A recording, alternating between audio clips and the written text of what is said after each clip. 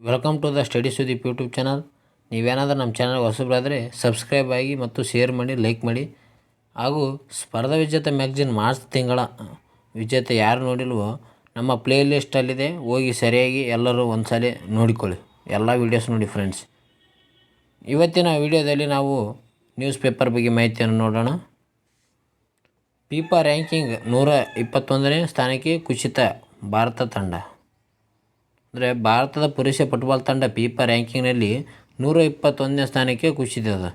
2026ರ FIFA ವಿಶ್ವಕಪ್ ಅರ್ಹತಾ ಟೂರ್ನಿಯಲ್ಲಿ ಕಳಪೆ ಪ್ರದರ್ಶನ ಮುಂದುವರಿಸಿರುವ ಭಾರತ ಗುರುವಾರ ಪ್ರಕಟಗೊಂಡ ನೂತನ ಪಟ್ಟಿಯಲ್ಲಿ 4ನೇ ಸ್ಥಾನಕ್ಕೆ ಕೆಳಗೆ ಜಾರಿದೆ. ಅದೇ ರೀತಿಯಾಗಿ ಇದರೊಂದಿಗೆ ಭಾರತ ಕಳೆದ 3.5 ತಿಂಗಳಲ್ಲಿ 19ನೇ ಸ್ಥಾನ ಕುಸಿತ ಕಂಡಿದೆ. ಡಿಸೆಂಬರ್ಲಿ 102ನೇ ಸ್ಥಾನದಲ್ಲಿತ್ತು. ಭಾರತ ಇತ್ತೀಚೆಗಷ್ಟೇ 15ನೇ ಸ್ಥಾನ ಕುಸಿತ ಕಂಡಿದ್ದು 117ನೇ ಸ್ಥಾನದಲ್ಲಿತ್ತು. ಆದರೆ ವಿಶ್ವಕಪ್ ಅರ್ಹತಾ ಟೂರ್ನಿಯಲ್ಲಿ ಅಫ್ಘಾನಿಸ್ತಾನ ವಿರುದ್ಧ ತವರಲ್ಲೇ ಆಘಾತಕಾರಿಯಾಗಿ ಸೋಲುಂಡ ಹಿನ್ನೆಲೆಯಲ್ಲಿ ರ್ಯಾಂಕಿಂಗ್ನಲ್ಲಿ ಹಿಂಬಡ್ತ ಪಡೆದಿದೆ.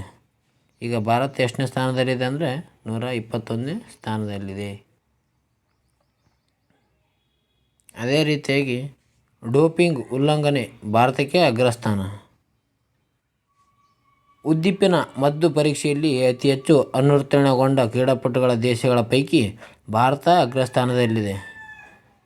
ಇದು ದೇಶದ ಅಥ್ಲೆಟಿಕ್ಗಳು ಸಾಗುತ್ತಿರುವ ಕುರಿತು ತೀವ್ರ ಕಳವಳವುಂಟು ಮಾಡಿದೆ.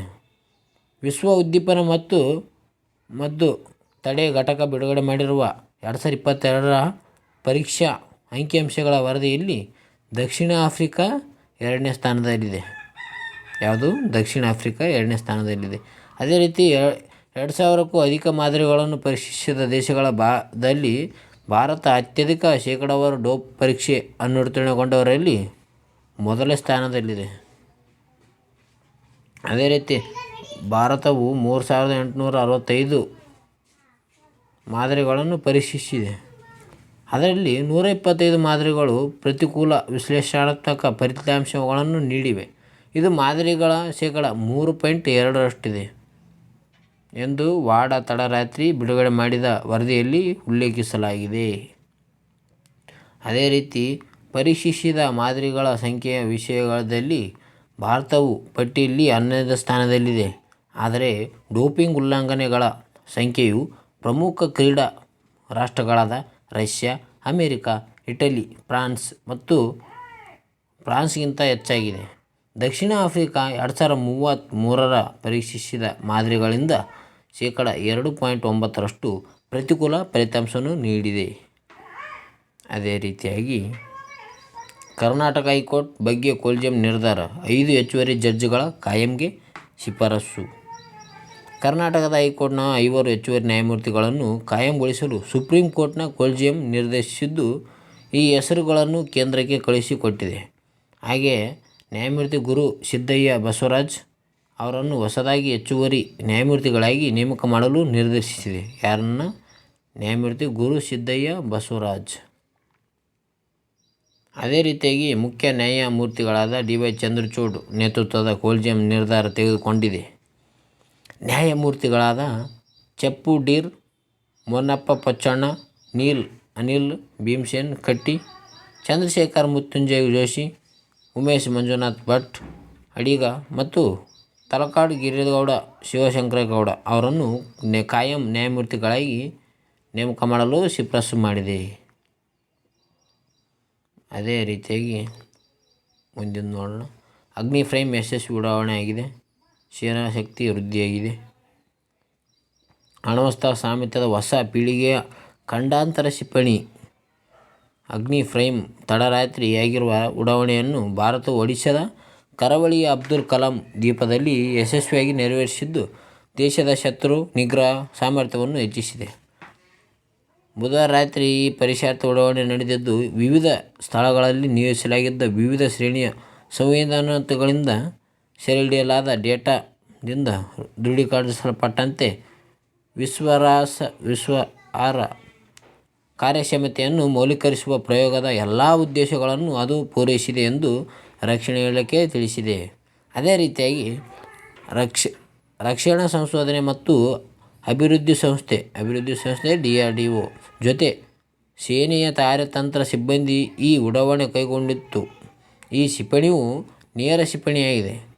1000ರಿಂದ 2000 ಕಿಲೋಮೀಟರ್ ಗುರಿ ಭೇದಿಸುವ ಸಾಮರ್ಥ್ಯವನ್ನು ಹೊಂದಿದೆ. ಅದೇ ರೀತಿಯಾಗಿ ಈ ಸಂಬಂಧ DRDO ಶಸ್ತ್ರ ಪಡೆಗಳ ಅಭಿವೃದ್ಧಿ ನೆಂಚಿಸುವ ರಕ್ಷಣಾ ಸಚಿವ ರಾಜನಾಥ್ ಸಿಂಗ್ ಈ ಖಂಡಾಂತರ ಕ್ಷಿಪಣಿಯ ಯಶಸ್ವಿ ಅಭಿವೃದ್ಧಿ ಮತ್ತು ಪರೀಕ್ಷೆಯು ಭಾರತೀಯ ಸೇನೆಯ ಸಾಮರ್ಥ್ಯವನ್ನು ಹೆಚ್ಚಿಸಲಿದೆ ಎಂದಿದ್ದಾರೆ. ಅದೇ ರೀತಿಯಾಗಿ ಅಗ್ನಿ 5 ಬಹುತೇಕ ಉತ್ತರ ಚೀನಾ, ಯುರೋಪ್ನ ಕೆಲ ಭಾಗಗಳ ಮತ್ತು ಸಂಪೂರ್ಣ ಏಷ್ಯಾ ಖಂಡವನ್ನು ತಲುಪಬಲ್ಲುವಂಥದ್ದಾಗಿದೆ.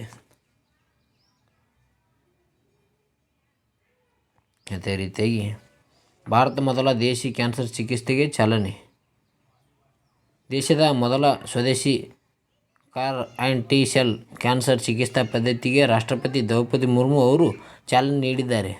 ಮಹಾರಾಷ್ಟ್ರದ ಪೋಮೈನಲ್ಲಿರುವ ಭಾರತೀಯ ತಂತ್ರಜ್ಞಾನ ಸಂಸ್ಥೆಯಲ್ಲಿ ಇದನ್ನು ಅವರು ಲೋಕಾರ್ಪಣೆ ಮಾಡಿದರು. ಯಾವುದು? ಮಹಾರಾಷ್ಟ್ರದ ಪೋಮೈನಲ್ಲಿರುವ ಈ ಚಿಕಿತ್ಸಾ ವಿಧಾನವನ್ನು IIT ಬಾಂಬೆ ಮತ್ತು ಟಾಟಾ ಮೇಯೋ ರಿಯಲ್ ಸೆಂಟರ್ ಜಂಟಿಯಾಗಿ ಅಭಿವೃದ್ಧಿಗೊಳಿಸಿವೆ. ಯಾವ್ಯಾವು ಅಂದರೆ IIT ಬಾಂಬೆ, ಟಾಟಾ ಮೇಮೋ ಎರಡು ಜಂಟಿಯಾಗಿ ಔಷಧಿಯನ್ನು ತಯಾರಿಸಿವೆ. ಇದರಿಂದಾಗಿ ಸುಮಾರು 4 ಕೋಟಿ ರೂಪಾಯಿಗಳಲ್ಲಿ ತಗುಲುತ್ತಿದ್ದ ವೆಚ್ಚವನ್ನು ಚಿಕಿತ್ಸಾ ವಿಧಾನ ಗಣನೀಯವಾಗಿ ಕಡಿಮೆ ಆಗಲಿದೆ. ಈ ಚಿಕಿತ್ಸಾ ವಿಧಾನದಿಂದ ಹಲವು ವಿಧದ ರಕ್ತ ಕ್ಯಾನ್ಸರ್ಗಳನ್ನು ಗುಣಪಡಿಸಬಹುದಾಗಿದೆ. ನೆಕ್ಸ್ಟ್ CAR-T ಸೆಲ್ ಚಿಕಿತ್ಸಾ ವಿಧಾನವು ಮೊದಲ ಸ್ವದೇಶಿ ಅಭಿವೃದ್ಧಿಪಡಿಸಿ CAR-T ಸೆಲ್ ಚಿಕಿತ್ಸಾ ವಿಧಾನವಾಗಿದೆ. ಇದು ಸ್ವದೇಶಿ ಅಭಿವೃದ್ಧಿಪಡಿಸಲಾಗಿದೆ ಈ ಔಷಧಿಯನ್ನು ಕ್ಯಾನ್ಸರ್ಗೆ ಚಿಕಿತ್ಸೆ ನೀಡಲು. ಓಕೆ ಫ್ರೆಂಡ್ಸ್, ಇವತ್ತಿನ ವಿಡಿಯೋದಲ್ಲಿ ಇಷ್ಟೇ. ನಮ್ಮ ವಿಡಿಯೋ ಏನಾದರೂ ನಿಮ್ಗೆ ಇಷ್ಟ ಆದರೆ ಲೈಕ್ ಮಾಡಿ, ಸಬ್ಸ್ಕ್ರೈಬ್ ಮಾಡಿ, ಶೇರ್ ಮಾಡಿ. ಅದೇ ರೀತಿಯಾಗಿ ಸ್ಪರ್ಧಾ ವಿಜೇತ ಮ್ಯಾಗ್ಝಿನ್ ಮಾರ್ಚ್ ತಿಂಗಳು ಯಾರು ನೋಡಿಲ್ಲ ಹೋಗಿ ನೋಡಿಕೊಳ್ಳಿ. ಆದಷ್ಟು ಬೇಗ ಸ್ಪರ್ಧಾ ವಿಜೇತ ಮ್ಯಾಗ್ಝಿನ್ ಏಪ್ರಿಲ್ ತಿಂಗಳು ಬರ್ತದೆ, ಅದು ನೋಡೋಣ. ಅಲ್ಲಿವರೆಗೂ ಇದು ನ್ಯೂಸನ್ನು ನೋಡಿಕೊಳ್ಳಿ. ಆಮೇಲೆ ಸ್ಪರ್ಧಾ ವಿಜೇತ ಮ್ಯಾಗ್ಝಿನ್ ನೋಡಿದರೆ ಎಲ್ಲ ಗೊತ್ತಿರೋ ಬಂದಂತಾಗುತ್ತದೆ. ಯಾರು ಇನ್ನೂ ನೋಡಿಲ್ಲ ಹೋಗಿ ನೋಡಿಕೊಳ್ಳಿ ಫ್ರೆಂಡ್ಸ್. ಅದೇ ರೀತಿಯಾಗಿ ನಮ್ಮ ಟೆಲಿಗ್ರಾಮಿಗೆ ಜಾಯ್ನ್ ಆಗಿ. ಬಾಯ್ ಫ್ರೆಂಡ್ಸು.